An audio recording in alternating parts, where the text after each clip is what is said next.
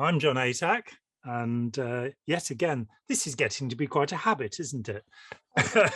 I'm very happy to welcome the amazing Karen De La Carriere. Hi, Karen. Dearest Jon, good to be with you again. I look forward to our monthly visits. I do as well. It's great fun. Hugs to you.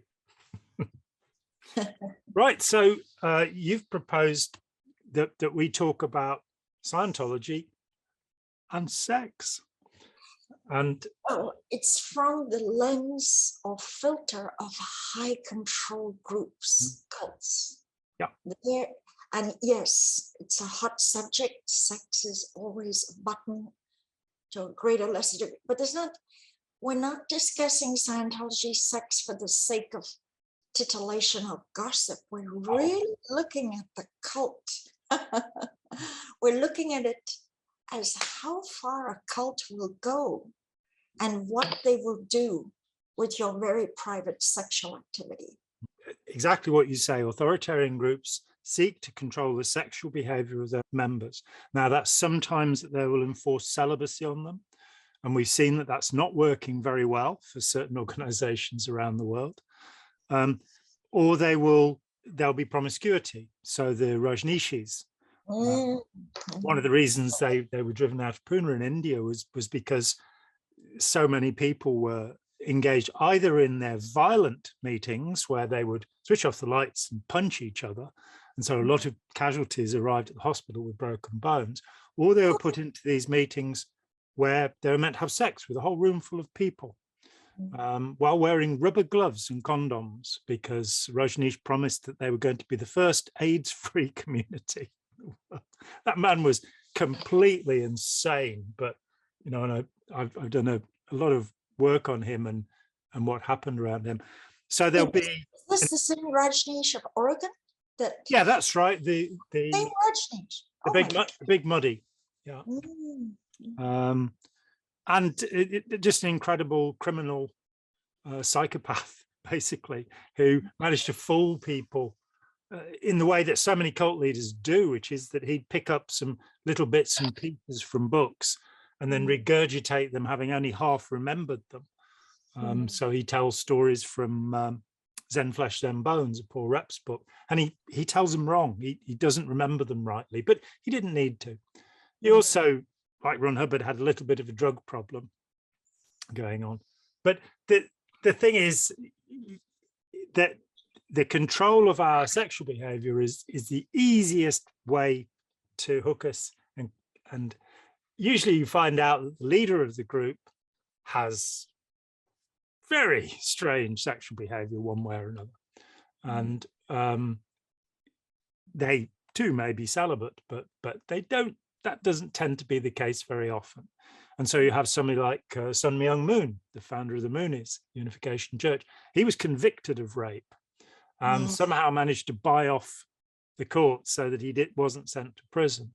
But he was involved in very strange sexual dealings, because his big thing was to marry thousands of couples who'd never met each other. And having come to know a few people who were put through those marriages, it seems largely to have been a way of getting green cards for Koreans and Japanese, or green cards, yeah, and led to some pretty unhappy marriages, all in all, from what I've seen. So Scientology has a very specific. You brought up the pain and sex bulletin. Before we get into pain and sex, I don't personally want to get into it. You know.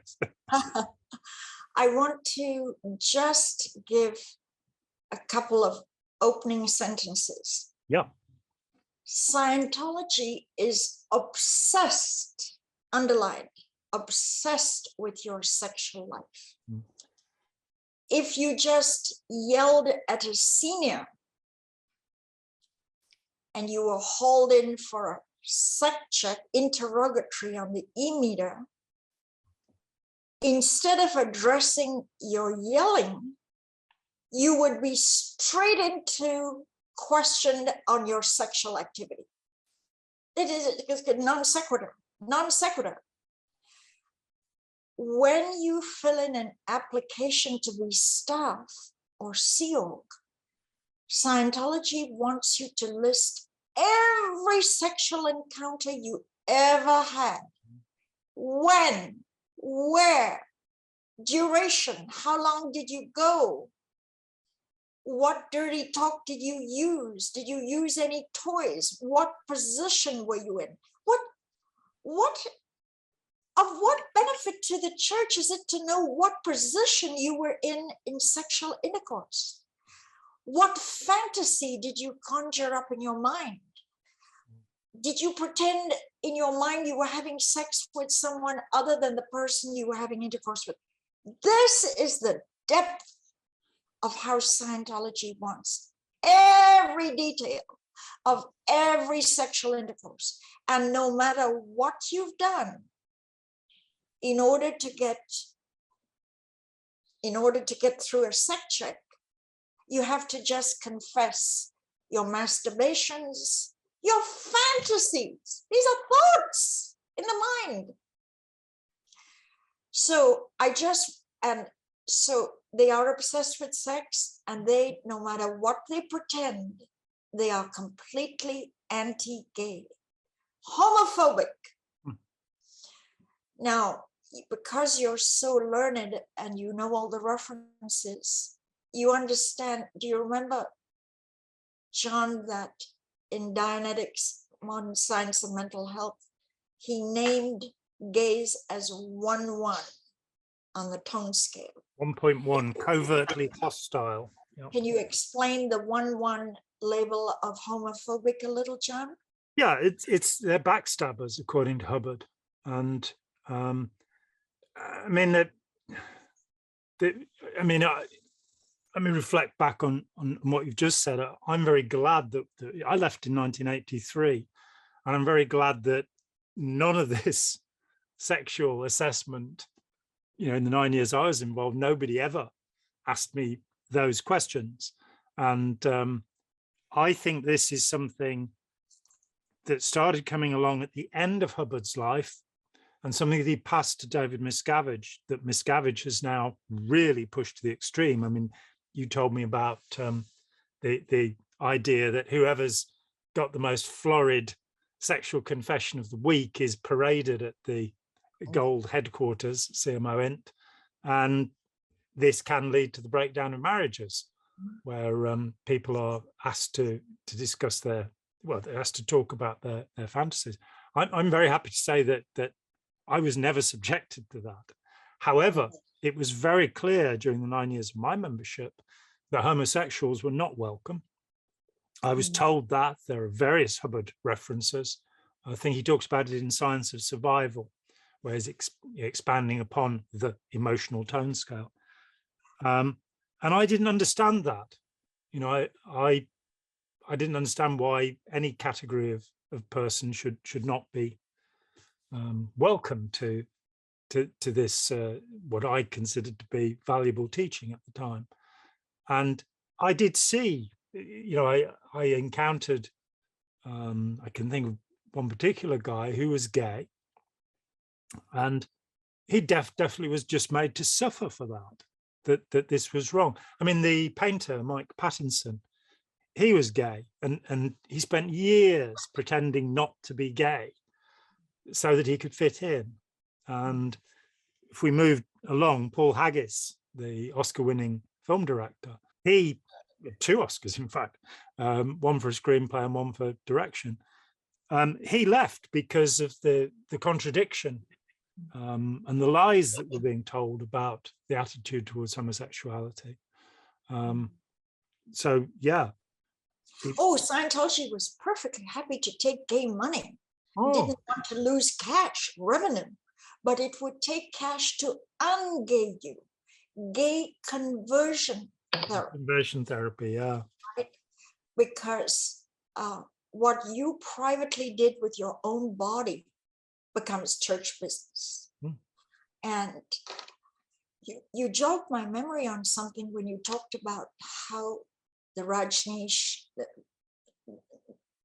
immigration purposes, sexual. Moonies, yeah. Did you know that the flagged land base? Ooh, I'm going to enjoy sending Spike these links. The flagged land base had a program where it didn't want to lose people who were in for 6 months from Europe. Ukrainians, Russians, Norwegians, Germans, Swedish, a lot of. So, and Latin Americans, So they had a program where marriage was done for green cards. Phony marriages and sexual intercourse for the greatest good. Miscavige's marriages of convenience. Green card marriages, FSO style. FSO is the flag service organization. Unusual solution. Get illegal staff married off to compound the illegality of it all. It played out like this. All unmarried U.S. citizens were urged to choose one of the people on the list to marry before they were forced to leave the country. At the same time, it was made clear to the soon-to-be illegal workers that it was up to them to find a husband or wife, and to do it immediately. This was looked upon as their personal ethics situation. A bunch of men and women hooking up not for love, but for money. Follow it through. By getting married, the FSO could maintain its income, sending more than $1 million a week to Command, otherwise known as David Miscavige. But enforcing fake marriages crosses any line of decency. This is all documented. Yeah. So there was no love, it was just, but we're talking about a cult organized marriage to deceive the US government.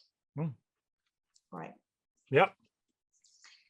And the other thing that jogged my memory was a youngster called Serge del Mar, and pictures will be forthcoming.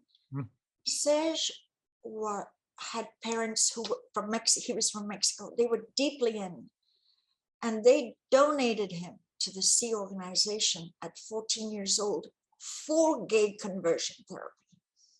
They felt the CO will knock out this gayness in him. And Serge was quite a bright little boy, even at 14. He mastered auditing techniques.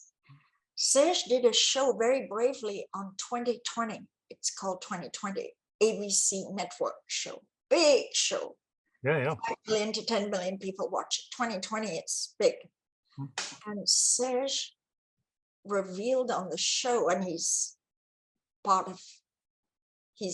revealed it many times, that at 14, 15 years old, he had to, for several hours a day, audit adults about their sexuality. Just a little teenager, right? And that it was standard. Teenagers were talking to 40-year-old adults. Do you remember a girl called Astra Woodcraft? Doesn't ring a bell. Lawrence Woodcraft, the architect who had to look over the freeways. Well, his daughter, her videos are on my channel. She was so embarrassed. My very first job, my very first assignment when I came onto that job was, there was a man who was about 40 years old. He was a staff member. His wife had been sent to Florida. She'd been gone for a year or two on training, and he hadn't seen her, and he had admitted that he had masturbated or been masturbating.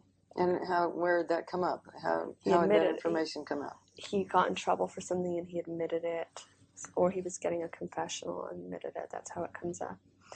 And so I was 15, and he came to the office, and I had to handle him.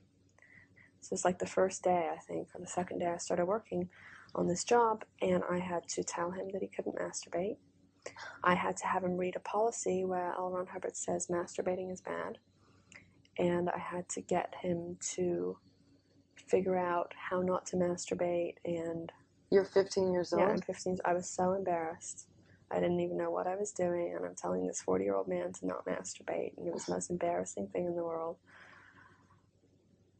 She was 15 years old, and she had to tell a 40-year-old guy not to masturbate. She was a 15-year-old ethics officer. And she said the most embarrassing thing this lifetime was her being forced to handle the sexual ethics of adults. Mm.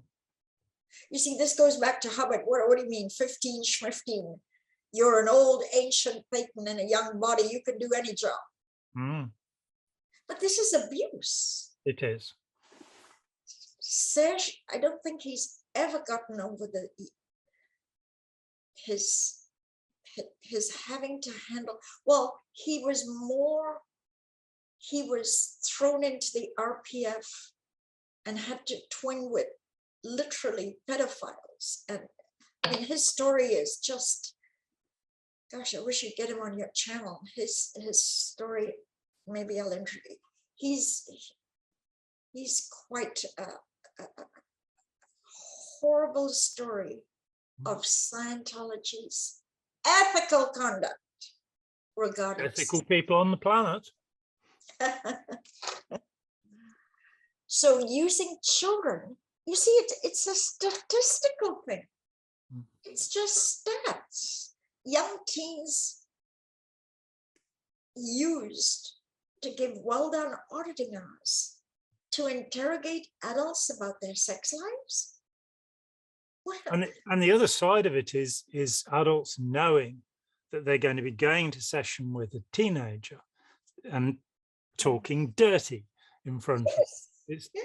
and they were paying extra money for doing this, is what I'm told, that young auditors were being lined up, and there was no ethical concern, there was no protection for these young people, as of course there should be. You know, there absolutely should be. But yeah, so you pay extra, a few $100, and get to talk about your lurid fantasy world with a young. There are people that get off on that. Of course there are, yeah. Love to relive the, a shock or whatever. So John, now that we've done a little bit of tidbits on this and that, can we get into, as Hubbard got older, especially in his last years, he certainly deteriorated mentally. It's something the cult really want to keep in mothballs and wraps, because how could he be such a genius? They're selling his genius and yet go into a mental decline. The old physician, heal thyself. Yeah, absolutely.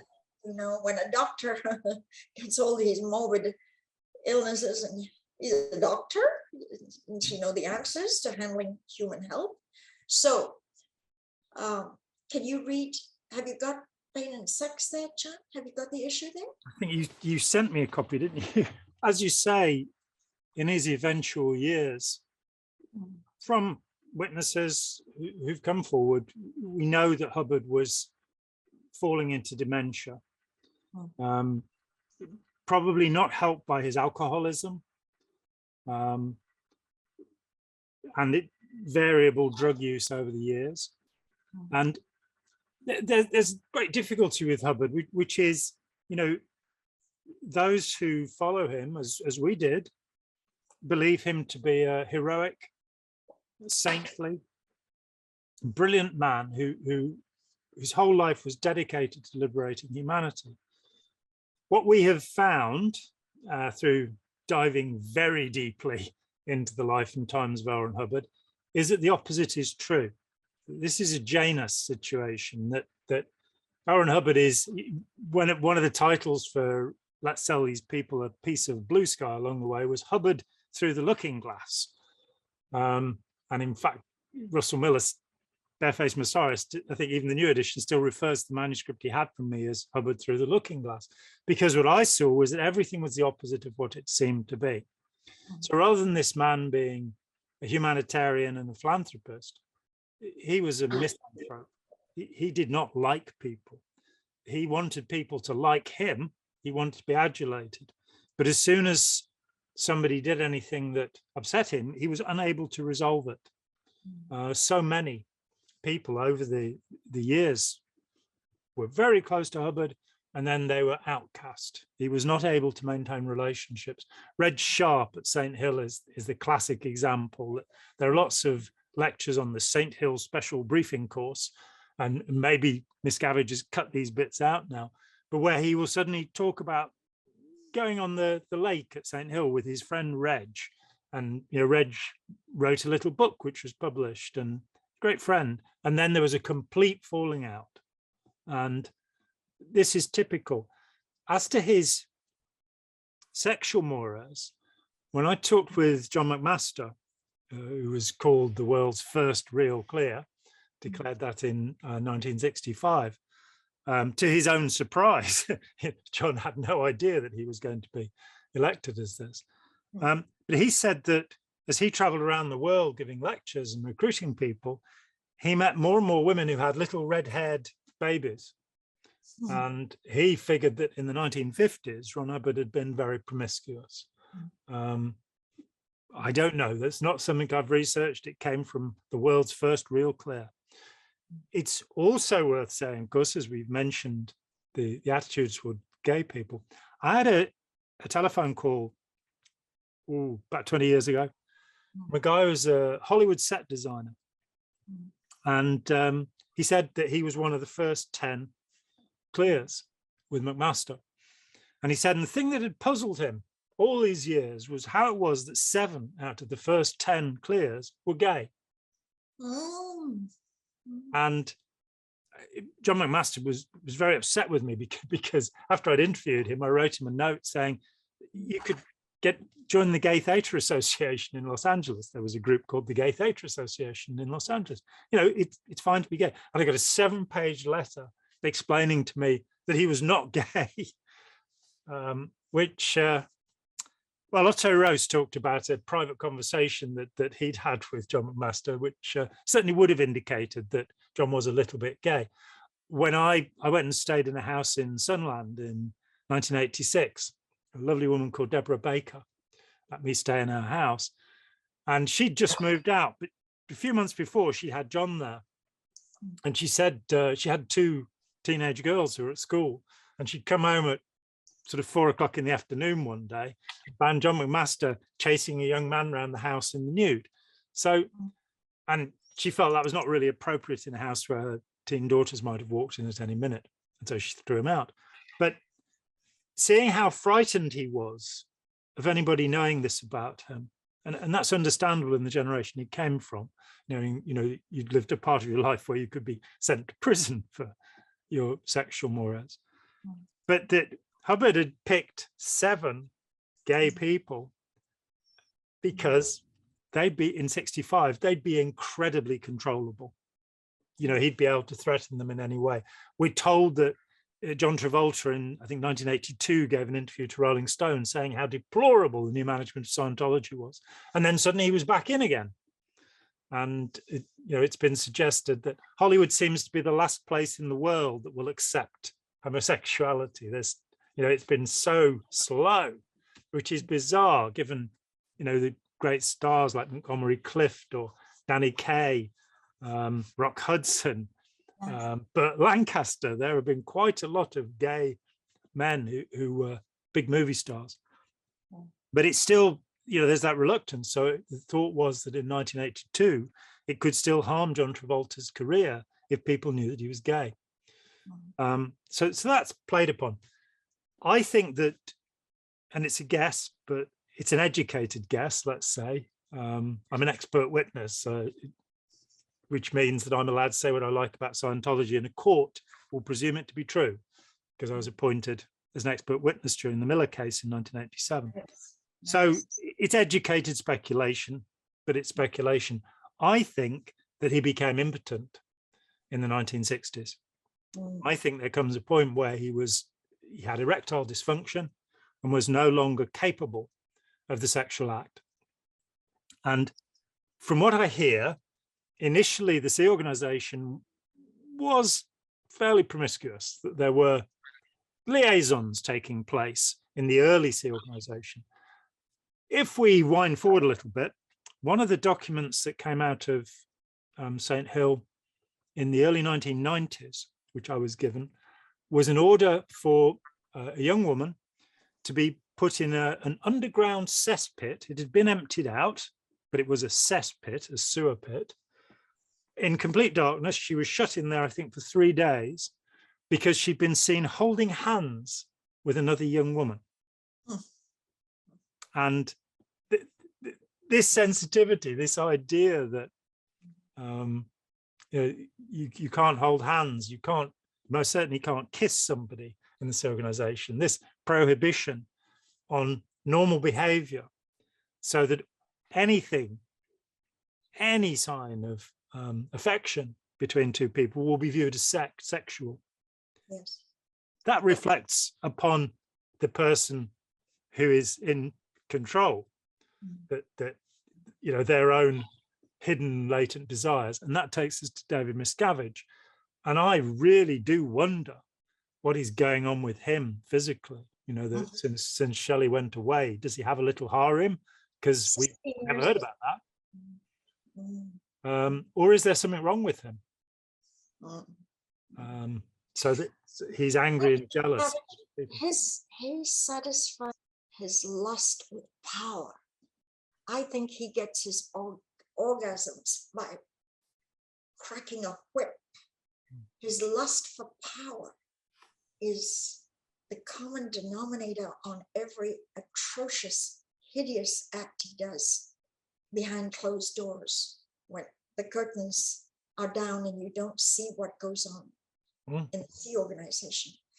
But even Ronald DeWolf, who was interviewed by Playboy way back, he said, auditing will address a guy's entire sex life. It's this incredible preoccupation. I want to stress in this video how much Scientology wants to get the data on your sex life, right? They crave that. Now, people sometimes have trepidation when they want to leave. They think, oh my God, I told them that I stroked the penis of my German Shepherd. There was this, did I ever tell you the story of this German Shepherd? There was a girl who, when she was 12 years old, stroked the penis and rubbed up and down the penis of her German Shepherd. And then in counseling and interrogatory, and have you ever had sex with an animal, bestial? She was a 12-year-old, for God's sake. She confessed this. And I was a case supervisor at the time. This was slapped on her top program. Bestial activity, never, ever promote to executive permission. And not only that, how did David Miscavige get to an executive position? I mean, he's the most beastly human being I know of. She always wondered why she never got promoted. She was just an excellent staff member. She never got. She never knew any of this. No. Although the word was out, people gossiped that, and they didn't even have the details. They were just, she had sex with an animal. They didn't get that a 12-year-old did this. So the punishment, do you see how taking sex to a whole level of insanity? Now, because of Hubbard's law of commotion, for every single thing Hubbard has written, there is a doctrine or issue 180 degrees opposite. An equal and opposite reaction. Equal and opposite. In I think it was 1967, Hubbard wrote, "We are no longer going to interfere with people's private lives sexually. It's all canceled. Any intrusion." Well, I'll tell you, a girl called Nora Crest, who has done videos exposing all this, and she's public about it. Yeah, I know Nora. Oh, you know Nora. She kissed a girl, and for a kiss, a gentle expression of affinity, She did a brutal RPF for 3 years. That's a rehabilitation project force, the labor camp, the gulag of Scientology. Prison camps. Yeah. So she did 3 years of prison camp with atrocious sleep deprivation, refried rice and beans twice a day, and nothing else to eat, for kissing a girl. This is long after Hubbard wrote, we won't interfere anymore. We won't interfere. So what Hubbard says may look nice on paper. And then there's the actual, because there are issues that if you have any kind of non-authorized sexual activity, RPF, prison camp, straight to the prison. This is a huge control. You can't even make out or get close or touch someone you've fallen in love with without prison camp sentence looming over your head. And that leads, control. That leads us to the nightmare that is the Pain and Sex Bulletin. This came out on the 26th of August 1982, so just over a year before I left. And there are a slew of issues coming out from 81 onwards, where Hubbard seems to be in a very strange state of mind. And so here we have it, Pain and Sex.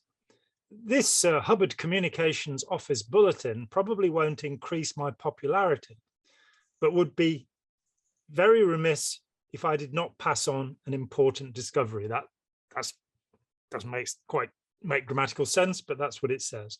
There are 2 items in this universe that can cause more trouble than many others combined. One is pain, capital letters. The other is sex, capital letters.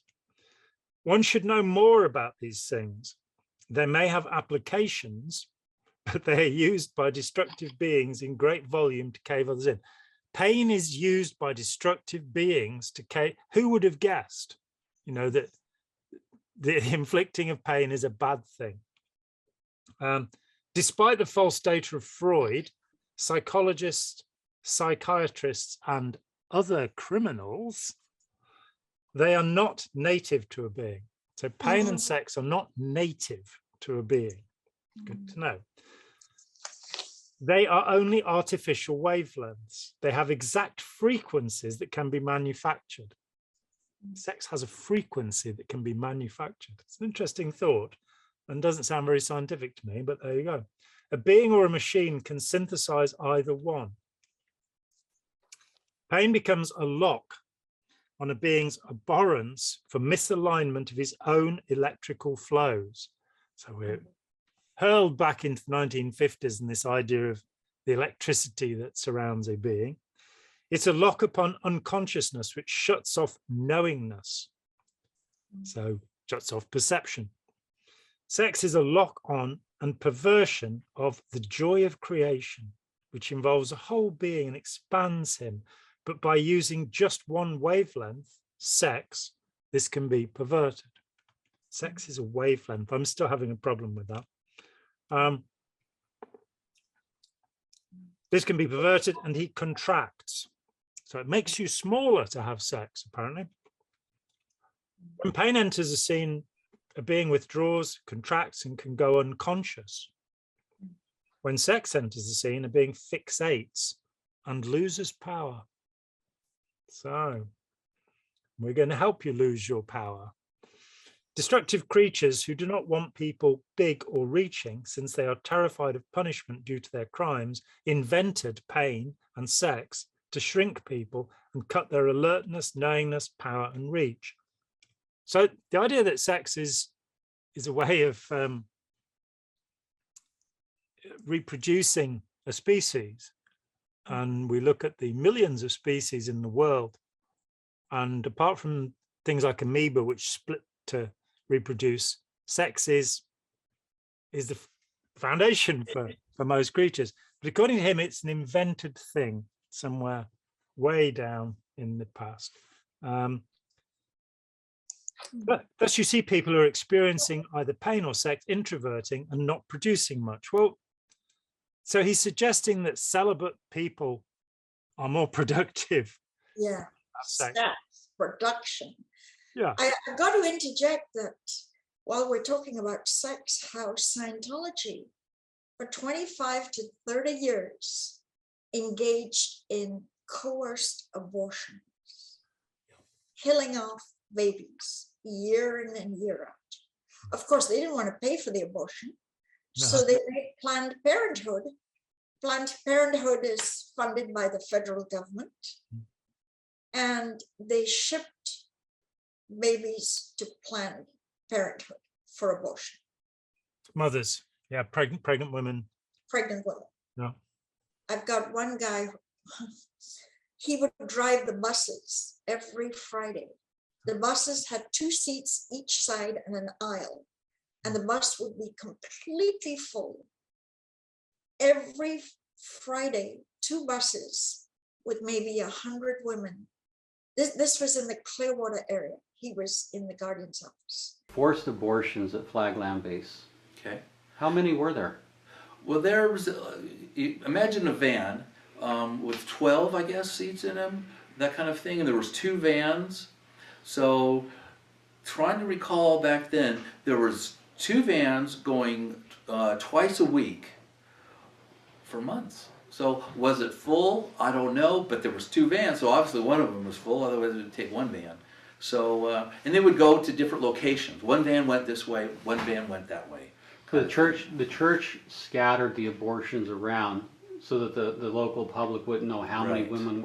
But it's safe to say it was probably in the hundreds of forced abortions. Oh yeah, and that was really odd. You know, I was asked, why didn't you just have birth control? You know, and I'm thinking to myself, that my wife refused. You know, and then I remember a lot of heat pressure came down on her. But for the women who consented to, Yeah. because they didn't want to lose their husbands, Right. normally, Right. this was a form of emotional blackmail. You'll lose your husband, you'll be declared if you don't get an abortion. The main abortions happened in the hierarchy, where they have what they call loosely int base, gold base. And they would go to Riverside for abortion. So just look at this. Whatever Scientology is going to suck out of your mind for their data banks on your sex, they absolutely want to kill any pregnancy. If you do have a child that reached teenagers, they want to get that child for the seal. That child belongs to them. So if the child does make it through not getting aborted and lives through and goes to Delphi and so on, now that's cult property and your counterintention if you don't donate your child to the cult. But I want to, do you have some comments? Were you aware of coerced abortions at St. Hill? It wasn't happening when I was involved. People were, I left in '83. People were still allowed to have children. And then the scandal blew up about the Mexican ranch where children have been shipped down from LA and onto this scorpion infested ranch. I interviewed, he was 14 when I interviewed him, and his parents had been sent to Los Angeles, that they were English, and he was left with a little gang of feral children at the age of 8 wandering around the blue buildings, which still had, it had been the hospital, the Cedars of Lebanon, and it still had medical stuff, including syringes and drug ampules littered around that had never been cleaned out because there was quite a lot of the building that was not in use, and these children would just wander around. And he talked to me about them going up onto the roof of the blue buildings with no supervision whatsoever. Talking with a woman who spent her childhood at St. Hill in East Grinstead, near East Grinstead. She said there was a point where there were 80 children at the Stonelands house, which was a house that was, it was zoned for 50 people, and it had 200 people in it. She talked about the way children were hidden when social services came out to check, that they were given an orange to eat, so that they wouldn't admit to their near starvation. In fact, this Hubbard, put sex and the family into one place, which he called the second dynamic, and the health of Scientology in terms of its attitude towards sex, but most of all in its attitude towards the family, is deplorable. So children were never treated as in the way that they should be treated.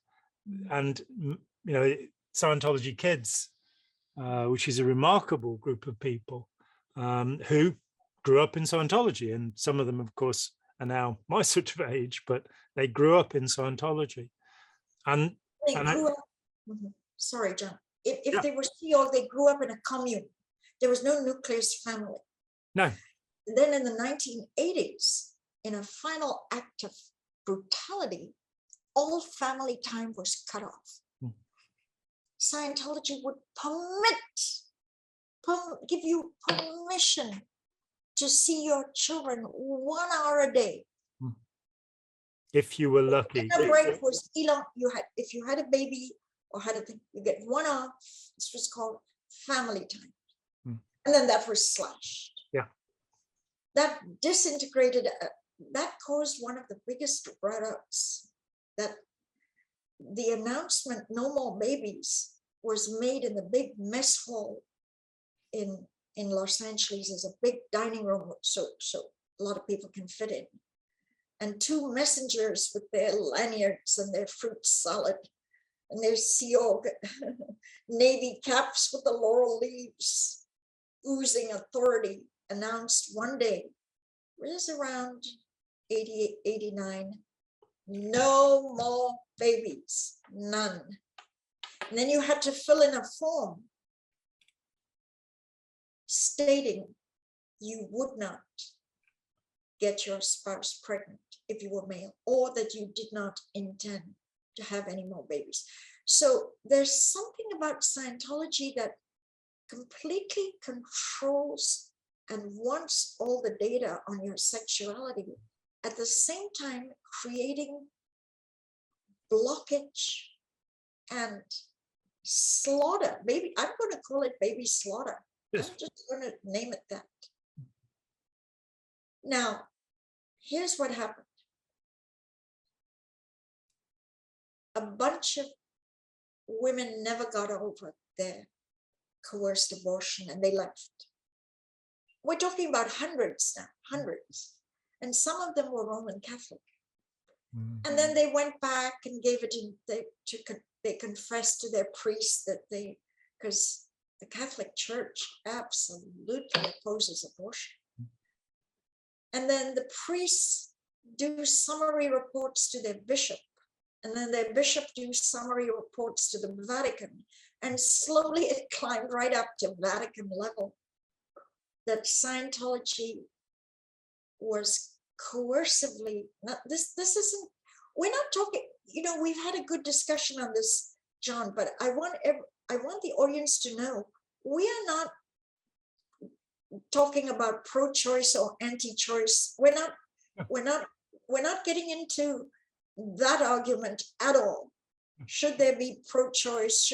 We're talking about coerced, enforced abortions by the management and hierarchy of an entity where the girl had no power of choice. That's what we're talking about. For those that believe in pro-choice, don't get muddled into thinking, well, what if the girl didn't want it? No. I mean, I had a specific instance, a woman who told me that when she was on the rehabilitation project force, she fell pregnant and she was ordered to have a termination. And for 2 weeks on a daily basis, she was screamed at and told that she must do this, and she refused. And there was another pregnant woman on the rehabilitation project force. So the two of them were assigned to emptying human excrement from a cesspit into another through wheelbarrows. And when we think about how careful we are meant to be with pregnant women and their health, the idea of putting them in contact with human excrement is vile and utterly disturbing. And it's, as you say, we're not talking here about pro-choice, pro-life, or any label. We're talking about enforced abortion, and there is no, whether you're pro-life or pro-choice, that is most certainly wrong. And it should not be an aspect of a religious teaching. No doubt about it. That how is that religious? Yeah, and the idea that somehow you're going to achieve total freedom in Scientology by doing exactly what you're told, and what you're told may be very destructive. Of course, any woman who's been forced into this situation is later going to regret it, and it is going to be traumatic, and it is going to, to some degree, it is going to affect the rest of their lives. It is a vicious and awful thing to do. And the man is there talking about pain and sex being somehow implanted into people. Well, moving on then to having the determination to stop procreation, to stop human life. This is entirely wrong. And again, it exemplifies this thing that those who believe, as we did, have a fervor, that will basically, and a certainty, a sense of certainty, a feeling of knowing this is the right thing. It can take a lot of evidence to change that. But as between us, we've seen an enormous amount of evidence, and we've come to conclusions about Hubbard's temperament and about the validity of Scientology based upon that evidence. And the evidence is that Scientology has destroyed families, broken lives, bankrupted individuals, and inflicted pain upon many people. And that seems to, when you talk about David Miscavige and lust for power, I agree with you. That's all I can find in the man, that he's a bully. He's a sadist. He is somebody who, I wasn't at all keen on Louis Theroux's Scientology movie. I thought it was trivial in many ways, but seeing what the executives of Scientology were put through in the double trailer called The Hole, as they were imprisoned for 8 years or something, that, forcing people to lick the carpet, this is bathroom floor. Lick the bathroom floor. Yeah, this is domination. This is absolute control. And it suggests, it makes me think about Wilhelm Reich, who, before he invented the tinfoil hat and went off the map, when he broke with Freud in the 30s, because he figured that the reason the Nazis were as evil as they were, and this is before the Second World War, the reason the Nazis were as bad as they were was because they could not find sexual fulfillment. They could not have a proper orgasm. They didn't enjoy sex. Here we see Hubbard at the end of his life at a point where he doesn't appear to have any sexual appetites left. And he's now making other people suffer for his own delight. And that, you mentioned Ron DeWolf, his oldest son, L. Ron Hubbard Jr., who worked with him for 7 years closely. And he tells some very lurid stories about Ron Hubbard's sexual behavior in the 1950s. He says that his father liked to drug women, giving them both an upper and a downer, so they wouldn't remember what had happened to them. And he then liked to tie them up and cut them with a razor blade. In the 1940s, when he wrote the Affirmations, he wrote some pretty scary, deadly things of how he could rape women and his power over women and all that. These were quite outlandish statements. And these affirmations have never been denied.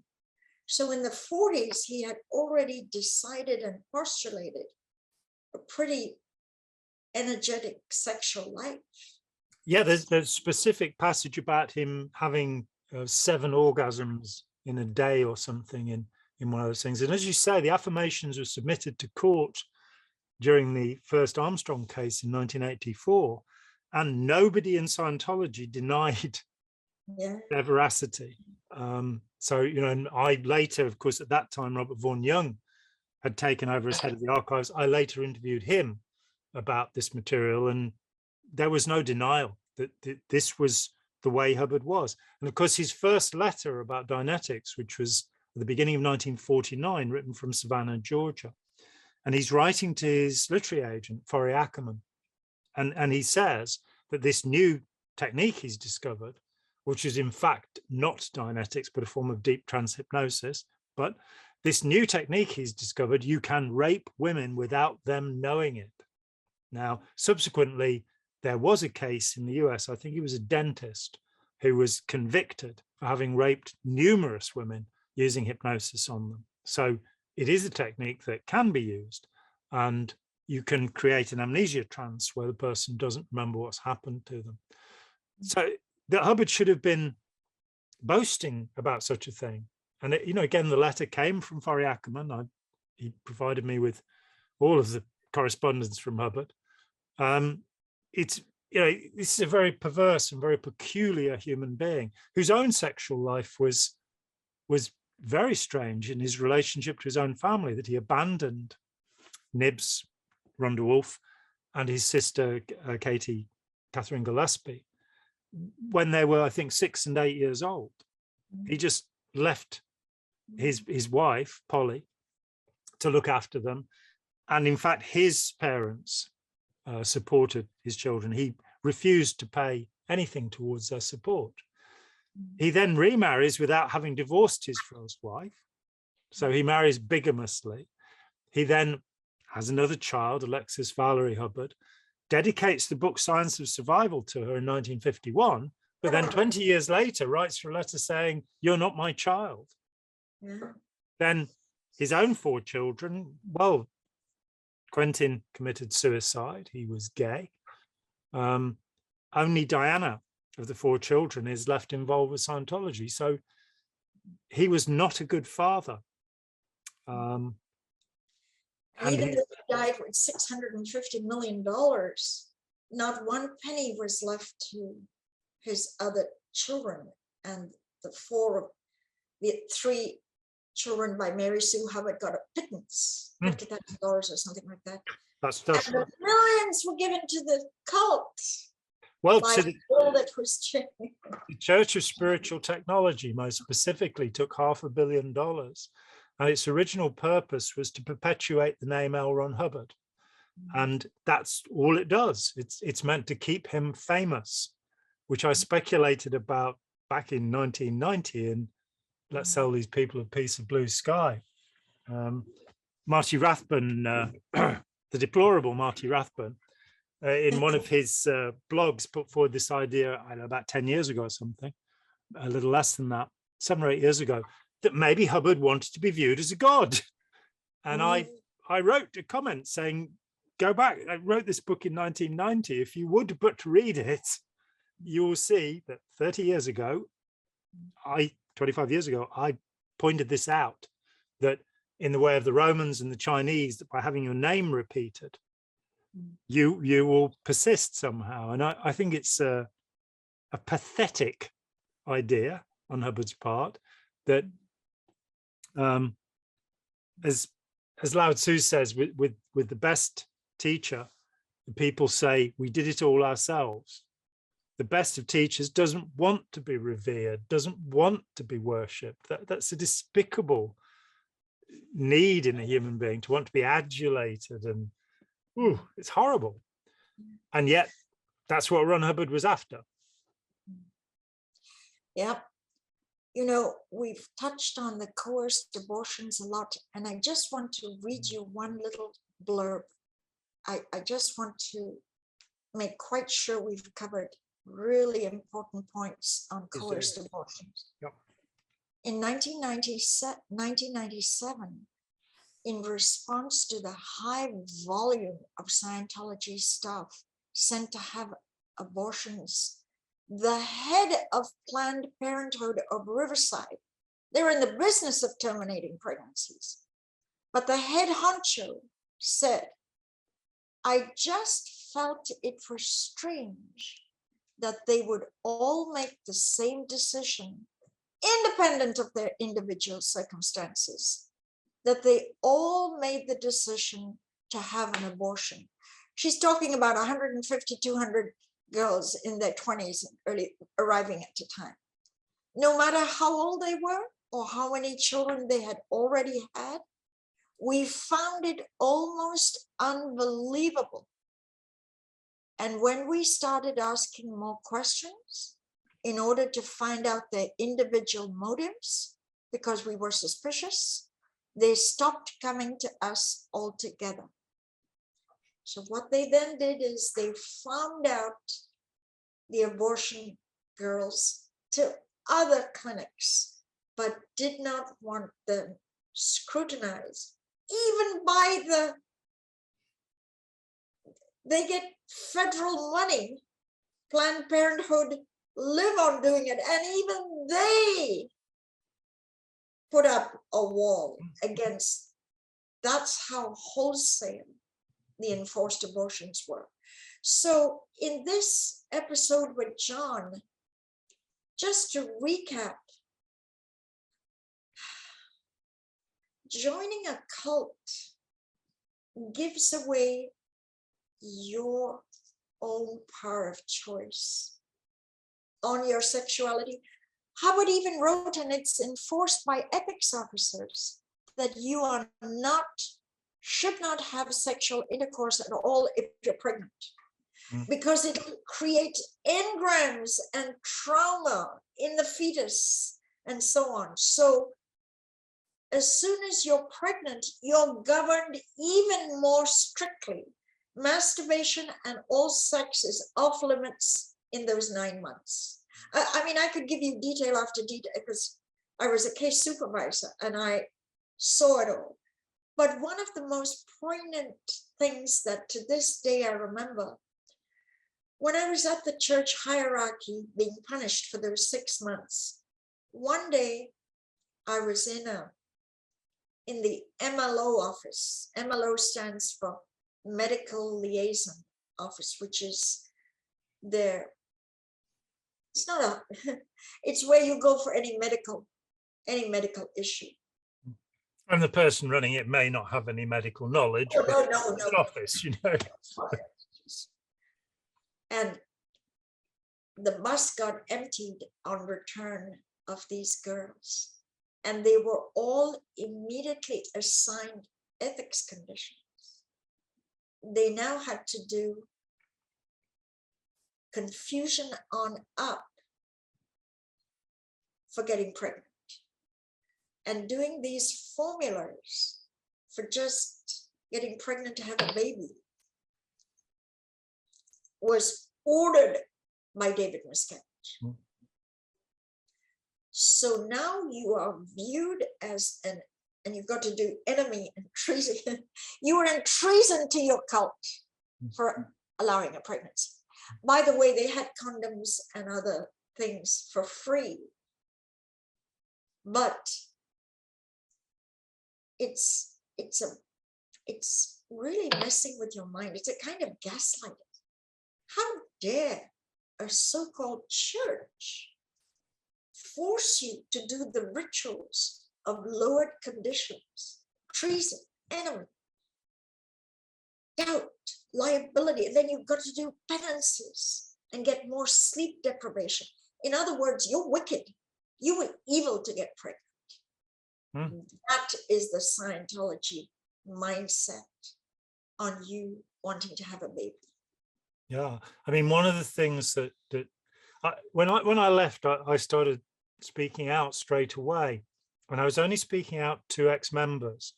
It was about 6 months before I first did a media interview, and that was actually to protect the reputation of independent Scientology, although I didn't believe anymore. The Daily Mail was running an article, and I eventually said, all right, I'll give an interview because I'm worried that you're not getting correct information. But it surprised me that so few people were willing to speak out. Why was this? Was it because they were frightened of being harassed? Oh, well, that could be possible because there was a lot of that. That was for sure. People trying to shut me up and stop me talking. But with time, on a number of occasions, when I talked with somebody who really had something to say about, what they had seen inside Scientology, they would say, but I don't want my children to find out about my sexual behavior when I was younger.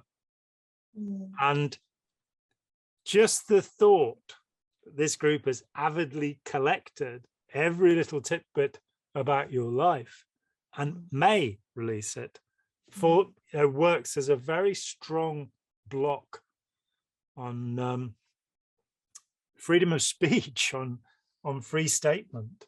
And so it's a very good way of controlling people. It's not a very good way of liberating people. It's not a good way of making people stronger, wiser, and more competent.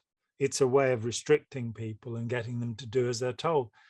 And ultimately what that will be is either working as a slave within Scientology, because it is a form of human trafficking, it is a form of modern slavery, the way that staff are treated, there's no doubt about that. Or it's a route to bankruptcy, and financial ruin, unless you're one of the super rich, who are, in fact, the group of people that keep Scientology going, that it's very rich Scientologists. I mean, Jeffrey has done something about David Gentili and that whole clique of people who are involved in laundering money from the Russian mafia so that they could pay Scientology. The ethical nature of Scientology is so highly questionable. And their method is a propaganda method, which is just as Russia today and the Kremlin will say, well, obviously you're an idiot for saying something like that. It's complete nonsense. They won't, they'll do an ad hominem attack. They'll attack you as an individual. They'll try and find your buttons, the things that trigger you, so that they can frighten you off. And we both know a lot about that, eh? We've experienced a fair amount of that. But they won't say, this piece of information is not true, and we can show you why it's not true, and we can have a rational conversation about it. It would be this angry torrent of abuse, which is very much like the black propaganda machine of the Soviet Union, which sadly continues to this day through the FSB and the GRU and their activities. And so the thing is to collect evidence, to sort out information, to look for authoritative sources. And I would say that without doubt, if you research Scientology, if you research Ron Hubbard, you find a charlatan. You find a man who claimed all sorts of wonderful things, not one of which is true. There are no super beings. All of the claims of cure, all of the things. Hubbard went to his grave sick with all of the things that he had said he could cure in 1950, including bursitis, which was a word I had to look up. But he still had asthma. He was still wearing eyeglasses. He had all sorts of things wrong with him. He had a tumor, a large bump. I think it was a sebaceous cyst, in fact, or an acne spot that had grown to the size of a baseball. Yeah.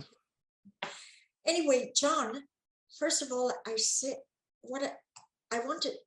delighted that you're officially an expert witness. 1987 High Court. I'm delighted that Eton College called you as a guest to speak. I'm delighted that you put up that video. I do want to tell people that may have just seen sex in the headline of this and opened it up.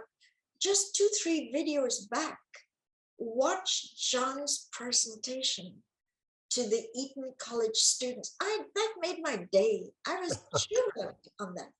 So I'm inviting you to go look at that. I want to end on a brighter note. We've looked at the darkness of, God, the cult has such darkness in their hidden things.